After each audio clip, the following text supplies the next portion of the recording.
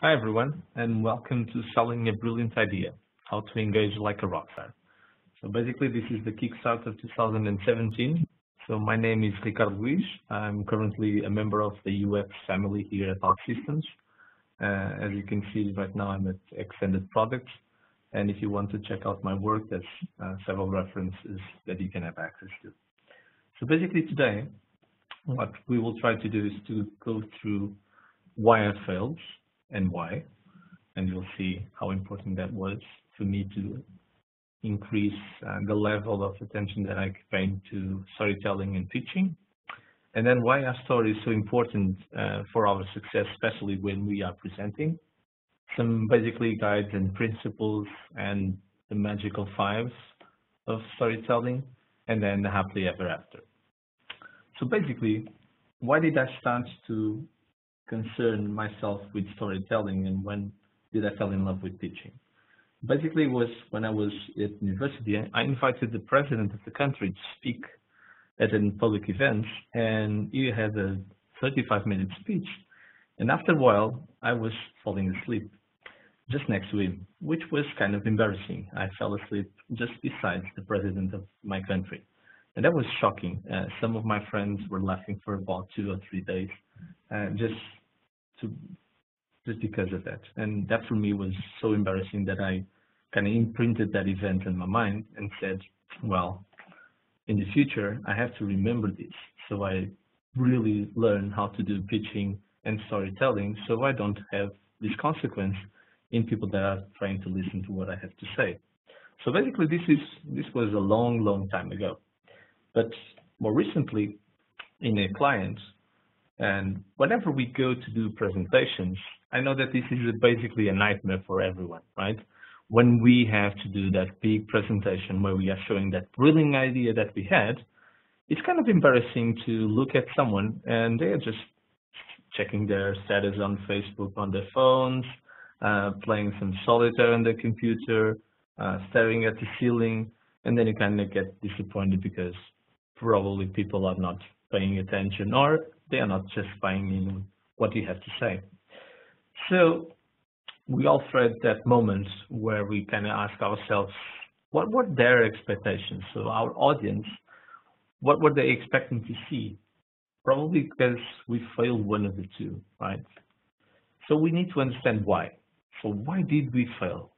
What was it that we lacked, we forgot, or we simply missed that made our presentation not as brilliant as we thought it was, so we could sell the basic concepts or the principle or the functionality that we were trying to sell? So this happens to everyone. Let me share a very personal event here at OutSystems when I went to clients, and we usually try to pitch the idea of what we are seeing the application becoming, like in just after 2 days, to see if we understood exactly what the context was and what to get all the information that we gathered, if we really understood the thing that it should become. So we started to sketch a little bit of the experience, and I was confident that I had some nice principles that covered everything that the clients told me that they needed to have in that application. But only after 10 minutes of that presentation, I understood that this is going to be one of that stories that this one time at the clients, I really failed miserably in the first presentation. And that kind of put the wheels in motion, and I had to think, did I understood correctly what was the goal of the presentation? Did I have the relevant information that the client needed me to go through? Did I talk with the right people? Okay, was the guys that I was talking about involved in the project the right ones, the ones with a vision, the ones that needed to know exactly what I had to do? And was I boring people with details, technical details? Was I rushing too much to a solution and I forgot to connect the dots? And did I present it in the right way for the right people? And that was my biggest concern. So basically, what was in my mind was, did I tell the right tale? Was I connecting whatever I had to do with the people? So did I have the right story to do that? Probably not. But I had to understand why. why do we have to understand how important it is to connect the dots? So basically, what we sometimes forget is that people challenge us to solve the pain that they have. And then we are challenged to present a solution. But when we are presenting the final presentation, or when we are pitching the milestone, and when we are doing a demo, what we need to remember is that the solution is a consequence of someone that had a pain in the beginning. So what people are really interested in is to understand what made us go from the pain to the solution. And this is kind of the rule that we have to need to drive them through. What was the beginning, and then what was the process that led us to that solution. So they called us to solve a problem, and we have a solution. And if we stick the solution in their faces without going through the process, we kind of fail that. Okay? So stories are important because we are so hardwired to react to stories that even without noticing, 65% of all the conversations we have in our normal day are stories. So a lot of time that we spend talking with each other is based on stories. And why is that? Because we are hardwired since the beginning of our existence as a species, that even when we needed to spread knowledge, rules, and beliefs, we did it so by telling stories to other people, either by just telling them and orally, or by painting it, by writing it. Stories are a big part in our lives. Okay, so we all remember the stories that we had in our childhood, right? I don't even have to say what this story is all about, because you guys immediately recognize that this is the Three Little Pigs. And we all know the story that it's behind the Three Little Pigs, right? So we had three people that had a different approach about safety and about how they should build a house, and the consequences that they had, okay, the time that they invested. So we all remember that. Why is that we remember stuff that people tell us in the format of a story, and for instance, we don't remember facts that are really more important to our lives? This has to do with our brains. Okay, so our brain is structured in a way that we imprint things that we have done a lot of times in the past. So basically, our brain has three compartments, three modules.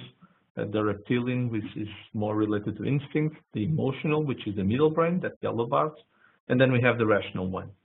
So stories kind of go directly into the orange part, our very basic part over there. And then they kind of spread out and they touch the emotional part a lot. So that's why it's really important, because in the end of the day, the one responsible for all the decisions, it's the orange part. So that's one you have really need to tap if you want to impress people. So what is this story about the brain has to do with that story about the presentations and how I failed the presentation? Well, we need to understand how people think to understand how can we tap into that to make sure that we are successful. So basically, we have to go through the how. How can we do this work? So basically, you guys are familiar with the way that we usually start stories, right? All the stories usually start with once upon a time, in a far, far away place, something happened. So this is the setting of the background. So we have a formula to understand how stories should be told and how we could go through the story to make sure that it really, really has the right impact. And so we always should start by building up a scenario and to make sure that everyone understands why you are there. Okay, so this is the background setting. And after that ground is set, then you can go to the other part. But in this background setting, you have to make sure that everyone understands why you're there, that you have the right scope and everyone understands the request, and that the client and the stakeholder vision is aligned with that, and basically that everyone knows why you are there.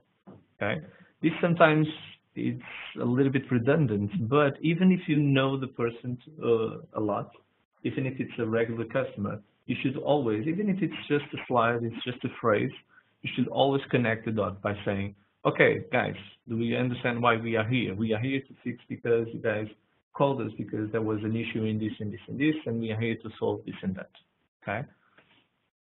So basically in my example, after that deep failure, I asked them a lot of questions and I had 2 days to regain their trust, okay? So what I did was, okay, I had to check that I had the right background information. I called the C-levels. Those were the guys mostly disappointed with the presentation, to make sure that we had the right vision. And everyone was sharing that same vision. So we don't have different people talking about different things. And I had to recap with everyone to make sure that the troops were aligned and we had the right scope and the critical goals were exactly set. So we could know exactly what we had to do. So basically, one of the ways to do that is to get everyone in the room and just by designing and scratching and catching a little bit what the experience should be like, even if it's just a high-level approach of this should be linked to that and this is going to link to this one over here. This is a very easy way to do that, okay? So by doing this, everyone was aligned, everyone understood what the scope was, and we could carry on and move on. But stories go and do more than just once upon a time in a far, far away. Usually something happens somewhere, right? And that's the most interesting part of the story, is when you get the context kicking in and you drive them through the ride. So that's the rising action, okay? In that part, you need to remind them, what did you start with? So what was the application like? What was the process? What was the source of the pain that they called you to solve? Okay. So you need to frame that starting point by illustrating with images or screenshots. If we are talking about a system, if we are talking about an application, you should do that. You should relate them with the reality that they have nowadays. Okay. So they can easily go back to their reality and, okay, they link back to what they feel and say, okay, yeah, you are here to solve this.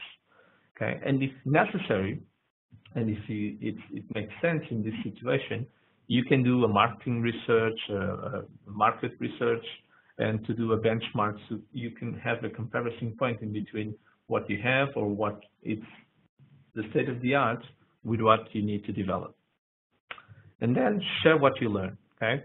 Talking to users, talking to stakeholders is a very powerful process. And then when you have that, you have something even more powerful, which is quotes. When you have quotes, direct quotes of someone that was involved in the process, either it's pains, complaints, or positive things about the system, this is something very powerful, because when you have that, you are referring and connecting that with people, and that's something that it's a little bit more hard to dismantle in the future. Okay, so if you have quotes, use them. In order to have quotes, you need to talk with people. Okay, so when you have all this information gathering done, you need to wrap it up. Okay, everyone is very sensitive when you are talking for 3, 4, 10 slides about something. Then you should wrap it up in a nice summarized way to be sure that everyone understood the key points of your presentation. Okay, guys, I talked about this and this and this. This is the biggest pain. This is what we found in the field, and this is the kick-started of the process for us. So we will be founding our approach in these key findings that we have right here.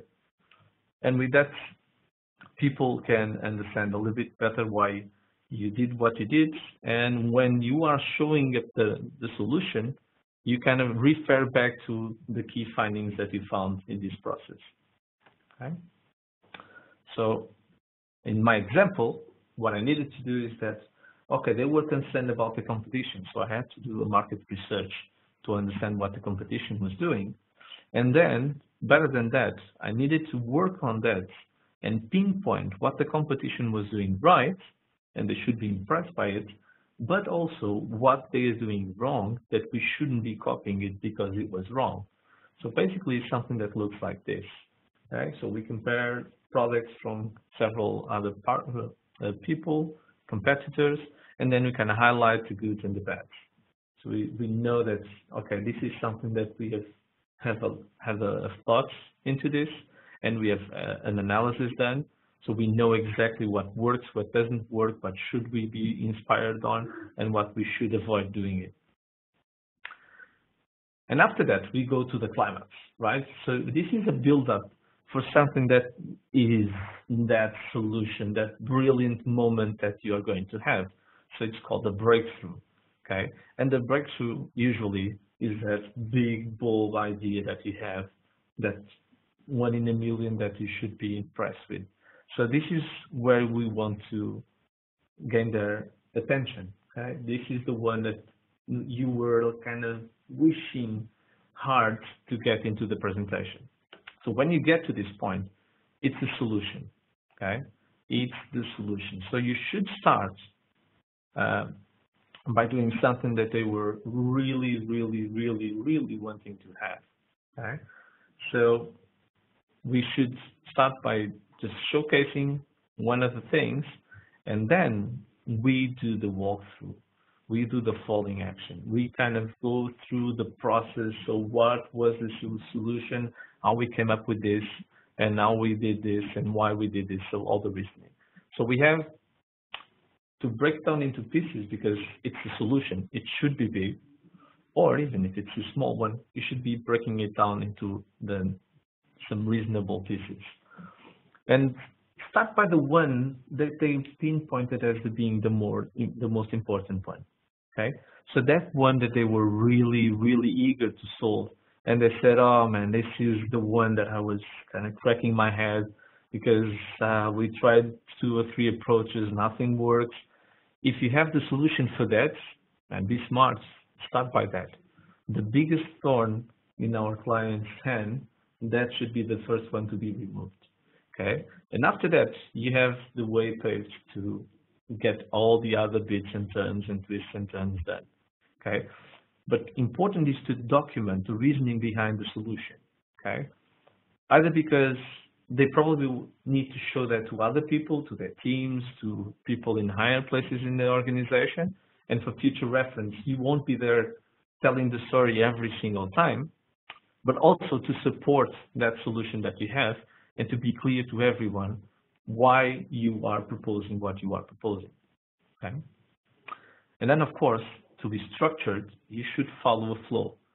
We usually are showcasing either a use case, a user story, or part of the process. Don't be kind of spaghetti squeezing, slippery slope kind of thing.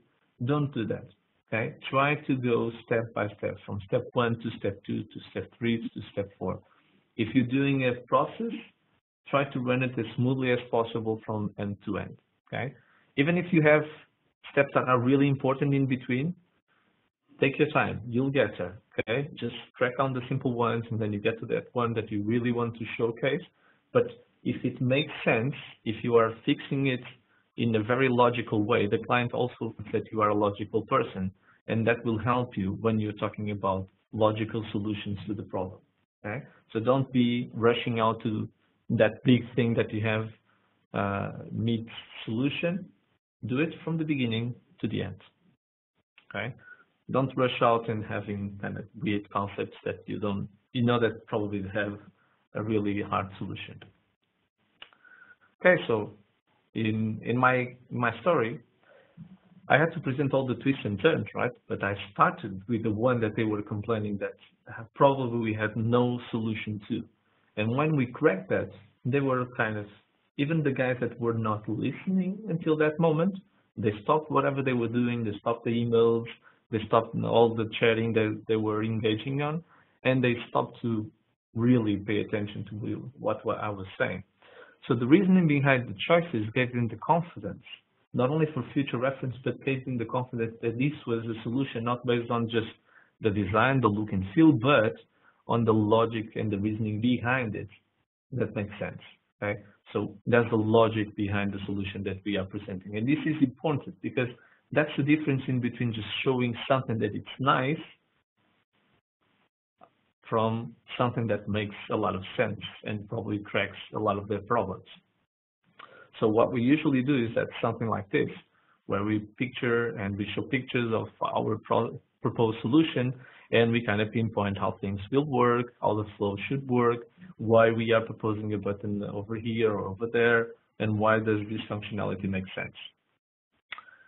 And as all the stories should end, we usually have a happily ever after, right? So we always aim to have a brilliant end of the presentation where everyone claps and everyone is smiling and everyone is clapping your shoulder. So wrap up your solution by having like a small cherry on top of the cake. You achieve this by demoing this solution. So by showing them step by step and showing them a working prototype, that's always good. If it's something that is smaller, just show them what you meant by that functionality analysis that you are showing. Something as simple as making a video, making a gift, or having something like what I had to do, which was we had a set of images done under the functionality wireframes, or even the high fidelities that I ended up showing them as the cherry on top of the cake. And I just showed them in Vision as a working prototype, and they could see the interaction in between. What happened if I click here, what happened if I click there. So you kind of have a vision, a motion behind all the text and all the images that we had before. So if you are able to do this, this is more engaging to everyone, and it's more clear because you see the movement, you see the relationship in between A and B. So let me share with you some of the kind of golden rules behind storytelling. Okay, so these were some pointers about presenting, but there's like the 5 big rules that you should remember always when you are talking about a presentation or when you're talking about storytelling. One of the first is be relevant. Right? I think this is a very obvious one for everyone, but in order for us to remember it, let's think that we are in a football stadium. Okay, if we are there and we are talking about imagine Carl Jung's collective thinking, and no one is going to pay attention. Either you think you are talking about football or the referees or the teams or everyone that's screwing up the sport, then you have an audience. Or if you're talking about something else, probably no one is going to listen because you are not in the right setup to do it. Okay, you don't have the right environment, you don't have the right context. So you have to be relevant. You have to be sure that whatever you are talking, whatever you are presenting, makes sense for whoever is going to listen to it. Okay. Second one is structure. Okay. We show this throughout the presentation. So we began by giving it a little bit of a background and show you what the rising action was. So getting all the details, getting the build up for the climax, and then presenting the big idea that we had, and then the details of that idea, and then getting to the end where they see the solution. So every story has a beginning, a middle, and an ending. Okay? Don't forget that. Don't be like some people that usually in presentations what I see is that they have all the information, they have all the tools there present, and they rush out to the end. They go straight to the end because they really are so excited to show the final solution that they don't even care about telling the story. And people then look at that, okay, that's the solution, but why should I care about that? Remind me again why you are showing me this. So that's kind of an awkward moment. To avoid that, never begin a story by the end. Okay? And then, of course, you should back your story by your reason. Okay? You should find your passion. This means that you should find the key point, the key aspects of that presentation, of the report, the brief that you got from a client, and then you should work with it throughout the presentation. So you should engage, you should tap into that pain, and you should engage that pain by reminding them of, okay, so you had a problem, right? So we are here to solve that problem. Oh, remember this? This is to solve that bit of the problem. Oh, remember this? This is the functionality that we are proposing to solve that other bit of the problem. Okay, so be sure to think that what is that you want your audience to take away. Okay, is it, for instance, in this presentation, I really want you guys to remember the top 5. right? So you always remember this when you're doing presentations in the future. And probably you won't remember everything, but possibly my personal story you will remember, and the big five. At least you know that there's 5 things I should be checking before I end this presentation, and you kind of go through them, and you, okay, even if you go online and research it, and you can find them, and then you go through that. And is it worthwhile? Okay, is it worth the time of someone listening to you to understand exactly what it is? Okay, if it's worthwhile, people will spend time.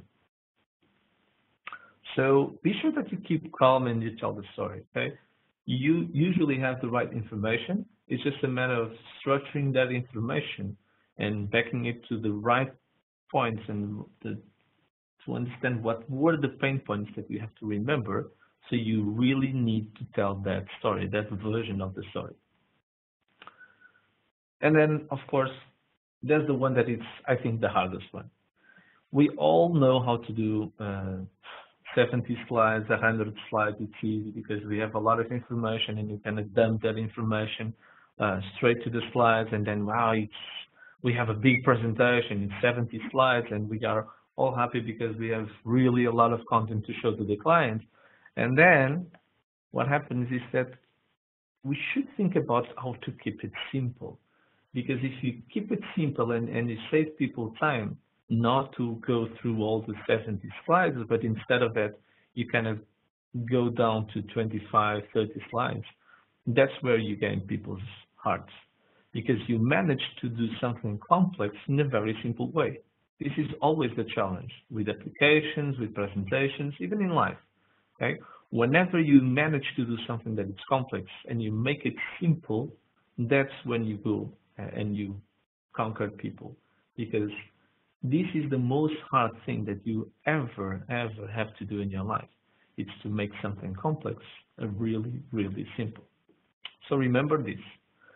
I could start to show you the complexity of the brain when I talked about the brain, but I just wanted you to have an idea of that we have like 3 brains, which is actually very wrong to say, but it's kind of not that wrong. And I can show you a very simple way, a simplistic way to show you the brain, and you understand what I want to say, right? You don't have to go through all the 17 areas of the brain and go through the details of each one and what they do. If you understand that, okay, we have 3 brains. One comes from our reptilians, the other is the mammal, and the other one is the primates. And this one is connected to the instinct, this other one is connected to emotion, and the other one is the rational one. Okay, so we understand that. And the one that is ultimately responsible for all the actions is the reptilian one. So that is the one that we need to tap in more quickly. Right? This is a simple thing. Instead of getting the more complex version of the brain, we keep it simple, everyone understands, and we can carry on. So finally, last but not the least, authentic. This is something that people struggle, because when we see someone making a lot of success, making presentations, we think that we should copy that person and be exactly like her or he or that person does. We shouldn't copy anyone, okay? Because if we copy, we are fake, and everyone has a very accurate radar to detect if you are being fake or not. It's like you're trying to talk with the teenager and speak the language or speak one of the terms that they are using nowadays, and they see, that's not you, okay? So don't do that. Don't try to do that, because it's just out of place. It's just like believing that no one understands that Clark Kent is Superman, right? Everyone knows that Clark Kent is Superman. And just by putting up the glasses doesn't change every other aspect. Even the hair is the same. So guys, come on, seriously? Superman is Clark Kent. We all know that. Okay? So be yourself, okay? Don't try to be someone else. Just try to understand what your style is. Okay, some people are a bit more dynamic, some people are a bit more calm, and if you have the right information, if you build up the presentation the right way, you are always going to engage with the other side. Okay, you don't need to be the Superman, the guy that does all the TED Talks with a million views. You can be yourself and still engage a lot with the other people. We engage a lot with the clients and still manage to go and to move your information forward. So if you really want to know a little bit more about how to do presentations and the things that you should have in your mind when you do a presentation, there's a couple of books that are interesting. For me, the one with the 100 things every presenter needs to know is very simple to read. Okay, so it's, like the number says, it's 100 concepts that you need to understand about people when you are presenting. Very simple, very direct, by Susan Weisschenk. And then you have the Storyteller's Secret. So this is a compilation of a lot of brilliant people that speak at TED. If you don't read the book, please just go to the end. There's a really cool checklist with all the things that you should go through when you are trying to do a presentation. And that will help you at least just going, smoothing the edges when you have a presentation that's probably not there at 100%. But if you really want to understand what people are more sensitive to when you are talking and when you are trying to make a presentation, read the Made to Stick. This is a very, very cool book. It's very easy to read, and it tells you all about the secrets that you should be paying attention to when you are doing a presentation with stuff and with facts that you want people to remember afterwards. Okay? And as we have a lot of brilliant people here at OutSystems, we have a set of other webinars that were done already that I will advise you to have a look into if you are into the design.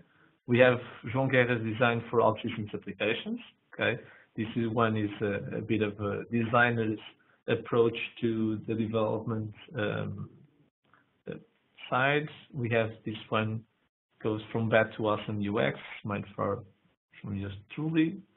And then there's a very cool one, made from Wireframing Made Easy by Margarita, which is a cool way to, is a cool introduction to how people can make simple sketches and simple way to sketch ideas in order to make them available to everyone. And now that can really engage people into talking about a solution in the team. Okay, guys, thank you for your time.